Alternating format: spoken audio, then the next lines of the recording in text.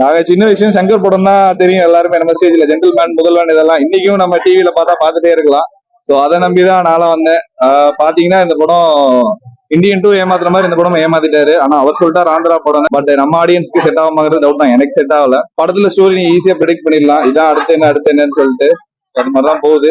நீங்க bike, two wheeler, கார்லாம் இருக்குல்ல, அது மாதிரி ஹெலிகாப்டர் எது காமிக்கிறாங்கன்னு தெரியல. சம்பந்தமே இல்லாம ஹெலிகாப்டர் வந்து போயிட்டு இருக்கு.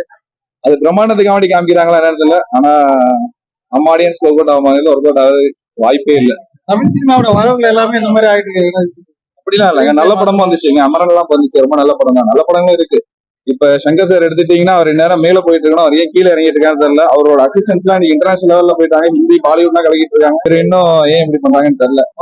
அவுடேட்டட் நம்ம சொல்லக்கூடாது, என்னன்னு தெரியல. ஏதோ ஃபார்முலா இப்ப அவருக்கு செட் ஆகல. இன்னைக்கு நீங்க எடுத்துக்கிட்டீங்கன்னா முதல்வனே, ஜென்டில்மேனா நீ டிவில போட்டீங்கன்னா பாக்கலாம். இந்த படம் இங்கேயே பார்க்க முடியல, நம்மளாலே முடியல. ஏன் இப்படி பண்றான்னு தெரியல. அவர் பழைய எதுக்கு பேக்ல ஃபார்ம் அவுட் ஆகி தான் இருக்காரு. அன்னைக்கு எடுத்ததே இன்னைக்கு ட்ரெண்டுக்கு தாங்க எடுத்திருக்காரு. இந்தியன்லாம் அன்னைக்கு எடுத்ததே இன்னைக்கு ட்ரெண்டுக்கு பார்க்கலாம். நீங்க இன்னைக்கு என்னோட பையன் எடுத்தாலும், என்னோட ஜென்ரேஷன் எடுத்தாலும் முதல்வன் படத்தை பார்க்கலாம். அது மாதிரி ஒரு படம் வரதுக்கு வாய்ப்பே கிடையாது. அப்படியேப்பட்ட டைரக்டர் ஏன் இப்படி பண்றாருன்னு தெரியல. அவ்வளவு செலவு பண்ணி மனசுல எதுவுமே நிக்கலங்க. ஒரு சாங் கூட மனசு தோணல, ஒரு ஹம்மிங்ஸ் கூட வரல, எதுவுமே வரல. கதை எலெக்ஷன் தாங்க, யார் நினைச்சாலும் எலெக்ஷனை மாத்தலாங்கிற மாதிரி சொல்லியிருக்காங்க. அது எதுவுமே நீங்க எப்படி சொல்றதுன்னா ஒரு நம்புற மாதிரியே இருக்காது, ஒரு இதுவே இருக்காது. ஆமா, அவரு பாரு அப்படியே கடையே ப்ரிடிக்ட் பண்ணி போயிடலாம் அப்படியே ஃபுல்லாவே. அவர் அடிக்கடி ஒரு டைலாக் ஒரு சொல்லிட்டு இருக்காரு, அதெல்லாம் செட் ஆகல.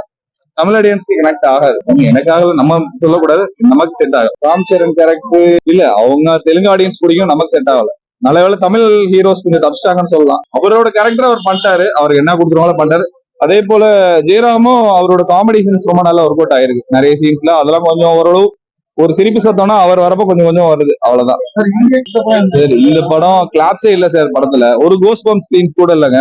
அவங்க கோஸ்ட் பம்ப் சீன்ஸ் நினைச்சதெல்லாம் எல்லாம் அமைதியா தான் பாத்துட்டு இருக்காங்க. அந்த மாதிரி சீன்ஸ் எதுவுமே கிடையாது. சீன் ரொம்ப சென்டிமெண்டலா இருக்கும், அது கொஞ்சம் ஓகே, அப்படியே எனக்கு தெரியல. சீன் தான் இன்டர்வல் பிளாக்ல ஒரு சீன் வரும், ஆனா அது ரொம்ப நல்லா பண்ணிருக்கலாம். ஆனா ஓகே, படமே பிடிக்கலன்ட்டு அதுக்கு மேல என்ன சொல்றது. தமிழ் ஹீரோஸ் தப்பிச்சிட்டாங்க, அவ்வளவுதான்.